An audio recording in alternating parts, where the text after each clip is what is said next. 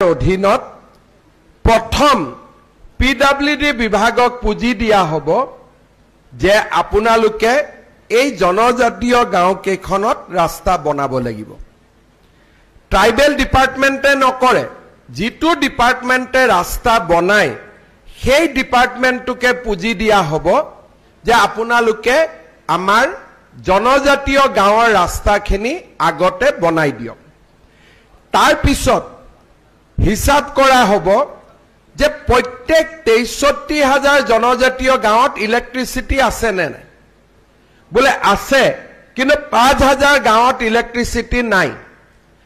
তেতিয়া চৰকাৰে বিশেষ পুঁজিৰ জৰিয়তে এই নথকা ৫,০০০ গাঁৱত ইলেক্ট্ৰিচিটিৰ ব্যৱস্থা কৰিব। জল জীৱন মিছন আঁচনি প্ৰত্যেকখন জনজাতীয় গাঁৱত হৈছে নে নাই, বোলে নাই হোৱা। তেতিয়ালে সেই গাঁওকেইখন বিচাৰি উলিয়াই তাতে আমি গাঁও নিৰ্মাণ কৰিব লাগিব। অংগনবাদী কেন্দ্ৰ আছে নে নাই, বোলে ১,০০০ গাঁৱত অংগনবাদী কেন্দ্ৰ নাই, অংগনবাদী কেন্দ্ৰ বনাব লাগিব। LP স্কুল আছে নে নাই, বোলে নাই, LP স্কুল বনাব লাগিব। হাই স্কুল আছে নে নাই, বোলে নাই। ৩-৪খন গাঁৱৰ মাজত হাই স্কুল আছে, কিন্তু জনজাতীয় গাঁৱৰ পৰা হাই স্কুলখন দূৰত। তাত হোষ্টেল বনাব লাগিব, অকল জনজাতীয় ল'ৰা ছোৱালী যাতে সেই হোষ্টেলত থাকিব পাৰে। তাৰ পিছত ইয়াত আহিব যে প্ৰত্যেকখন ট্ৰাইবেল গাঁৱত বা জনজাতীয় গাঁৱত ফোনৰ লাইন গৈছে নে নাই, মোবাইল ফোন পায় নে নাপায়। বোলে সকলোতে পায়, কিন্তু ২০০০ গাঁৱত নেটৱৰ্ক নাই। সেই ২০০০ গাঁৱত প্ৰথমতে নেটৱৰ্ক বনাব লাগিব। তাৰ পিছত ৰাস্তা হ'ল, স্কুল হ'ল, টেলিফোন হ'ল, হস্পিটালৰ সুবিধা হ'ল, স্কুলৰ হোষ্টেল হ'ল, অংগনবাদী কেন্দ্ৰ হ'ল। ইয়াৰ পিছত চাব যে মোদী ডাঙৰীয়াৰ আঁচনিবোৰ পাইছে নে নাই, প্ৰধানমন্ত্ৰী আৱাস যোজনাৰ ঘৰ সকলোৱে পাইছে নে নাই পাবলগীয়া মানুহখিনি। বোলে নহয়, জিঅ' টেগিং নহ'লেই, জিঅ' টেগিং কৰক। আৰু সেই ৬৩,০০০ গাঁৱত যিসকল জনজাতীয় লোকে ঘৰ পাব লাগে তেওঁলোকক ঘৰ দিয়াৰ ব্যৱস্থা কৰক। তাৰ পিছত আহিব যে আয়ুষ্মান ভাৰতৰ কাৰ্ড সকলোৰে লগত আছে নে নাই, বোলে নাই, আমি দিব লাগিব। তাৰ পিছত ৰেচন কাৰ্ড সকলোৰে লগত আছে নে নাই, বোলে ৰেচন কাৰ্ড নাই। ৰেচন কাৰ্ড নাই কাৰণে চাউলো পোৱা নাই, আমি ৰেচন কাৰ্ড দিব লাগিব। ঠিক এই ধৰণে Aadhaar card, ration card, Ayushman Bharat card, জাতিগত প্ৰমাণ পত্ৰ, Kisan credit card, PM Kisan আঁচনি, জনধন একাউণ্ট, প্ৰধানমন্ত্ৰী জীৱন জ্যোতি বীমা, সুৰক্ষা বীমা আৰু আমাৰ MGNREGA, এই গোটেইবিলাক আঁচনি আমি সেচুৰেশ্যন কৰিব লাগিব। তাৰমানে গাঁৱৰ প্ৰত্যেকে পাব লাগিব যোনে পাবৰ কাৰণে উপযুক্ত। এইখিনিয়ে হ'ল ধৰতী আবা আমাৰ জনজাতীয় গ্ৰাম উৎকৰ্ষ যোজনা। তাৰমানে জনজাতীয় গাঁৱত সামাজিক কামো কৰিব লাগিব আৰু ব্যক্তিগত কামখিনিও কৰি দিব লাগিব। ইয়াৰ লগত অসমত আমি যোগ কৰিব পাৰোঁ যে প্ৰত্যেকখন জনজাতীয় গাঁৱত পাবলগীয়া মানুহখিনিয়ে অৰুণোদয় পালে নে নাই, আমি তাত যোগ কৰিব পাৰোঁ। বোলে আত্মসহায়ক গোটৰ ১০,০০০ টকাৰ কাৰণে নিৰ্বাচিত হ'ল নে নাই। যদি ৰেচন কাৰ্ড পাইছে, ৰেচন কাৰ্ডৰ লগত চাউল, দালি, নিমখ, তেল সস্তাত পাইছে নে নাই। এই অসম চৰকাৰৰো যিবিলাক আঁচনি আছে যে প্ৰত্যেকগৰাকী জনজাতীয় ছাত্ৰীয়ে নিযুত মইনা আঁচনি পাইছে নে নাই।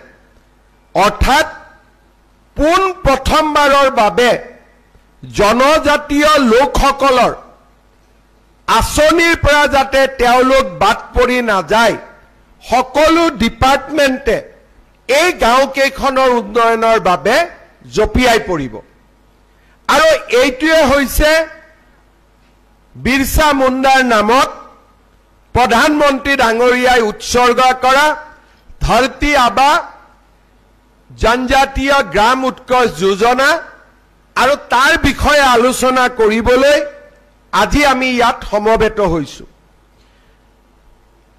যেতিয়া কংগ্ৰেছ চৰকাৰ আছিলে প্ৰধানমন্ত্ৰী মনমোহন সিঙৰ দিনত এটা আয়োগ গঠন হৈছিল সেই আয়োগটোৰ নাম আছিল সচ্চাৰ আয়োগ দিল্লী উচ্চ ন্যায়ালয়ৰ এজন ৰিটায়াৰ্ড জাজে এই আয়োগটো নিৰ্মাণ কৰিছিল মনমোহন সিং আৰু কংগ্ৰেছ চৰকাৰৰ ওচৰত এই আয়োগৰ প্ৰতিবেদন দাখিল হৈছিল তেতিয়া কংগ্ৰেছ চৰকাৰে এটা কথা কৈছিল যে ভাৰতৰ সম্পদৰ ওপৰত প্ৰথম অধিকাৰ সংখ্যালঘু ৰাইজৰ আছে আৰু সেই কাৰণে তেতিয়া এই ধৰণৰ এটা কাৰ্যসূচী আৰম্ভ কৰা হৈছিল আৰু বাজেটৰ 10% ধন সংখ্যালঘু গাঁৱত বিনিয়োগ কৰিবৰ কাৰণে ভাৰত চৰকাৰে টকা পঠিয়াইছিল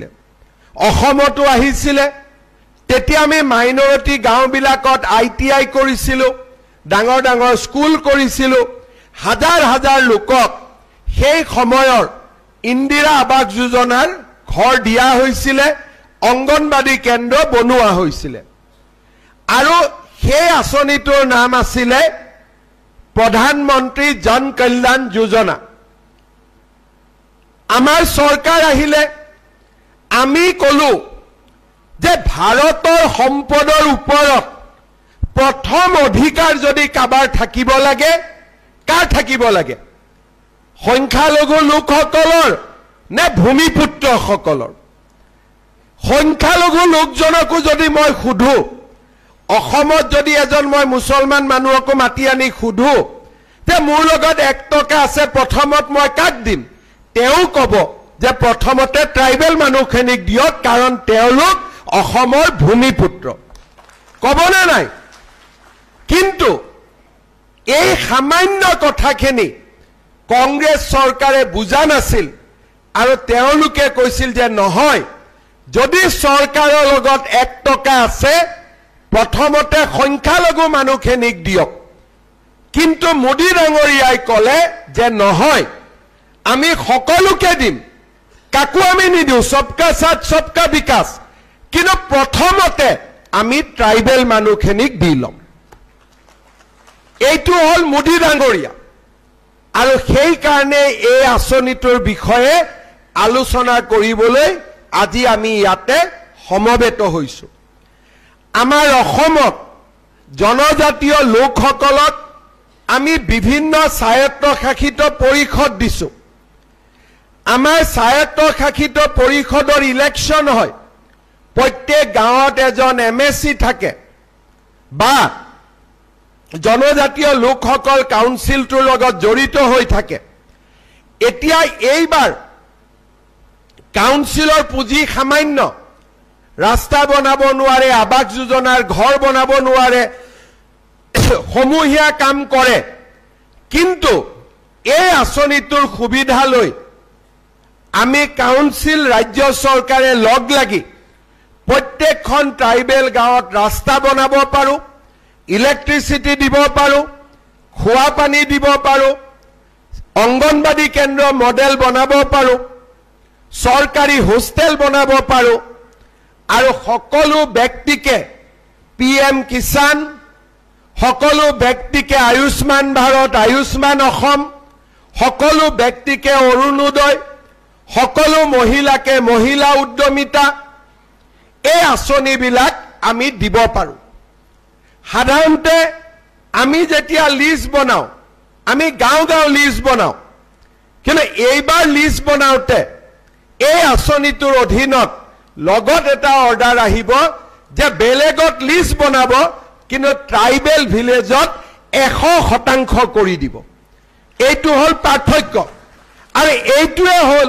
ধৰতী আবা জনজাতীয় উৎকৰ্ষ যোজনা এই যোজনাটো আৰম্ভ হৈছে 5 বছৰৰ ভিতৰত অসমৰ প্ৰতিখন জনজাতীয় গাঁৱলৈ পৰিৱৰ্তন আহিব লাগিব উন্নয়ন আৰু বিকাশ দুৰন্ত গতিত আগুৱাই যাব লাগিব আৰু ইয়াৰ নেতৃত্ব এতিয়া এইটো আপোনালোকৰ অধিকাৰ হ'ল যে মোদী ডাঙৰীয়াই এইখিনি দিয়াৰ দায়িত্ব লৈছে ই এতিয়া অনুৰোধ নহয় এটা অধিকাৰলৈ ৰূপান্তৰ হ'ল আৰু জনজাতীয় লোকসকলে এই ধৰতি আবা জনজাতীয় গ্ৰাম উৎকৰ্ষ যোজনাৰ লগত নিজক জড়িত কৰিব লাগিব আজি ৰণোজ পেগু ডাঙৰীয়াই আপোনালোকক ইয়াত মাতি আনিছে যাতে আমি এই আঁচনিটোৰ বিষয়ে বুজিব পাৰো ইণ্টাৰনেটত গুগলত